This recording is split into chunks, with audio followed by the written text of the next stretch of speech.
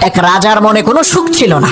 সেই রাজা তার রাজ্যের একজন প্রজাকে দেখে খুবই হতবাক হলেন, কারণ তার তেমন কোনো ধনসম্পদ ছিল না, কিন্তু তাকে দেখে মনে হয় সে পৃথিবীর সবচাইতে সুখী মানুষ।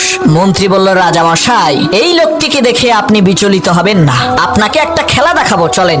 মন্ত্রী কি করলো, একটা ব্যাগ সেই লোকটির ঘরের দরজার সামনে রেখে আসলো। অবাক করা বিষয় হলো, তার পরের দিন থেকে সেই লোকটির মনে কোনো সুখ নেই।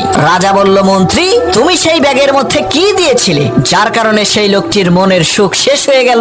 তখন মন্ত্রী বলল, রাজা মশাই, আমি সেই ব্যাগের মধ্যে 99টা স্বর্ণ মুদ্রা দিয়ে ব্যাগের উপরে লিখে দিয়েছি এই ব্যাগে 100টি স্বর্ণ মুদ্রা আছে। লোকটি ওই 99টি স্বর্ণ মুদ্রা পেয়ে খুশি না হয়ে সেই মিথ্যা একটা স্বর্ণ মুদ্রা খুঁজতে খুঁজতে তার খুশিকে শেষ করে ফেলেছে। শোনো মুসলমান, আমরা ওই লোকটির মতোই আল্লাহ তাআলা যে 99টি নিয়ামত আমাদেরকে দিয়েছেন তার শুকরিয়া আদায় না করে মিথ্যা একটা স্বপ্নের পিছনে ছুটে